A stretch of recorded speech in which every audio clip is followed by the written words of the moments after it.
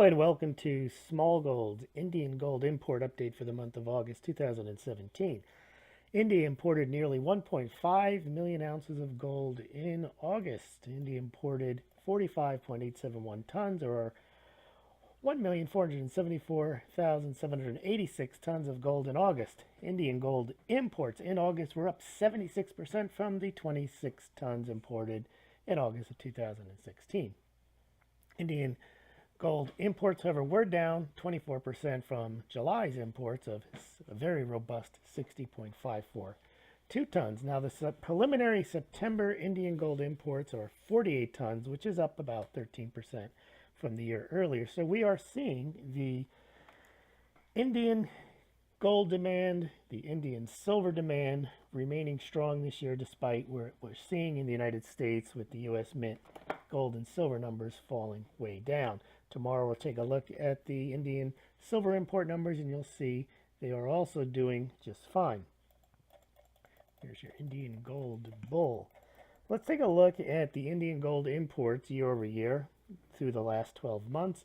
And you can see 46 tons of gold, decent amount in August, not quite the 124 tons from May, but we're seeing an increase from last year. Let's take a look at a longer term monthly chart, and you can see that basically right in here in 2016, as the price rose, Indians held off on their purchases. This is during the time period of the turmoil of pre-Brexit, then actual Brexit, and then Trump possibly getting elected. So you had this rising gold price, and also you had a number of Indian governmental actions trying to dissuade Indians from buying gold.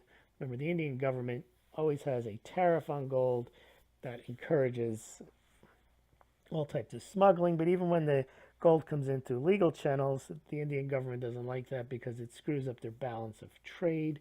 So because the Indian government or the Indian continent doesn't have any domestic gold mining production to speak of, and yet they have the most robust, or the second most robust, demand of any country in the world. And so they're always looking to get gold, and they can't mine it domestically, so of course they have to import it, and that does mess with the balance of trade.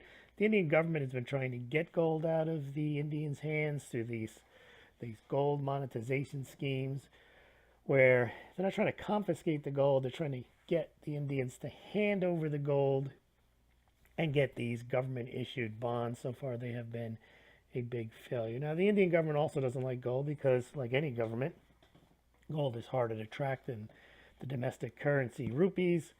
It's harder to tax as a result, and it can't be recalled like the rupee was, and you can't demonetize gold. So gold ends up being a favored store of value, and Indians do indeed cherish it and give it as gifts. It's auspicious. You've got the Diwali gift-giving season coming up. It's given at weddings.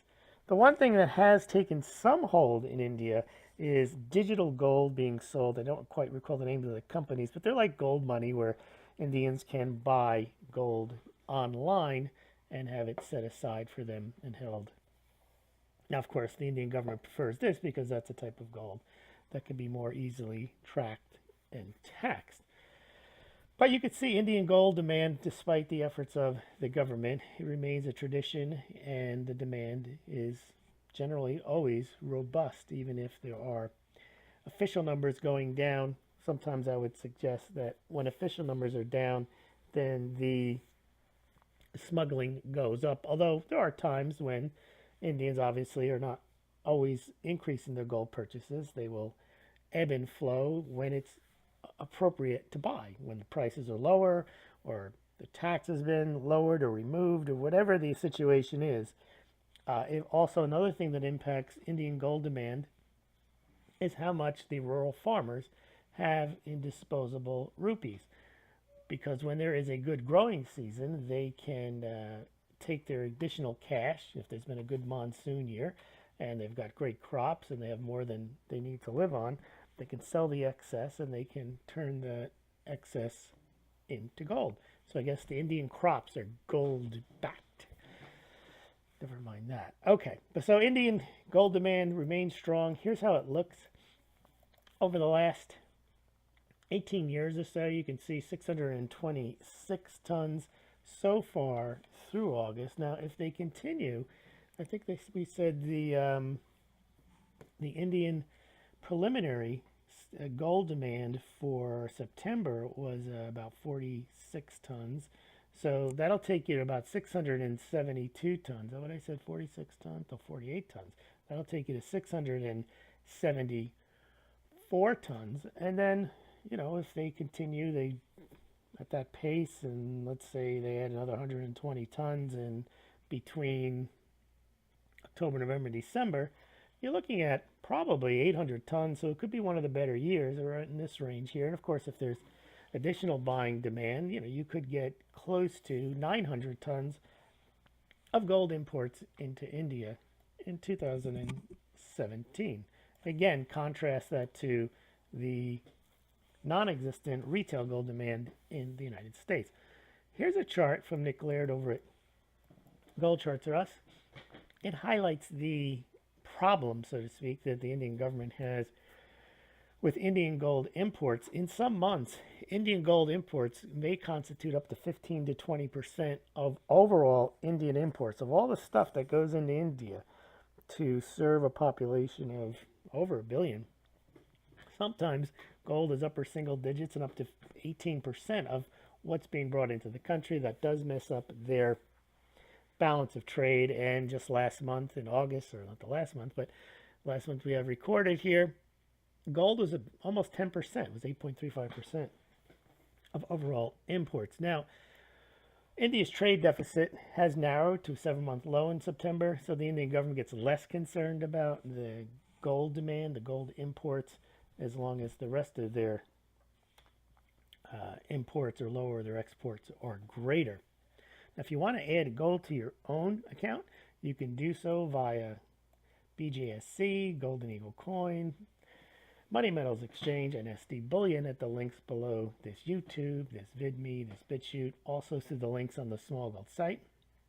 It's not investment advice to buy gold. However, if you have made the investment decision to do so, you can visit these sites through the Smaulgld links. You pay no more, no less than if you visited them directly.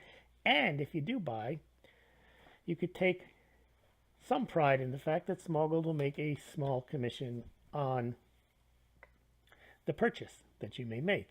Also, you can help Smaulgld out by donating to Smaulgld via PayPal, via Bitcoin, via Litecoin, or becoming a Smaulgld patron. It's got 10 of those. So if you want to become a patron and donate a small amount or large amount each month, please consider doing that as well. Now let's look at where India stands in gold reserves.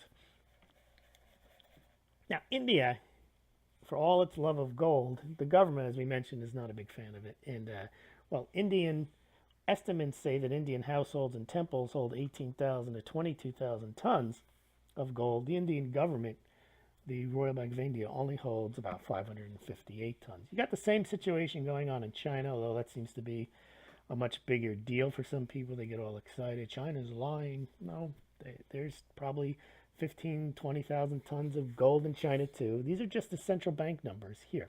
That's China 1,800 tons. There's India 558. Obviously, both countries have a lot more gold than that. Doesn't mean they're lying. It just means they don't keep it. It's either in individuals' hands, it's in other banks, it's in sovereign wealth funds, it's in temples. It's just not on the central bank's balance sheet.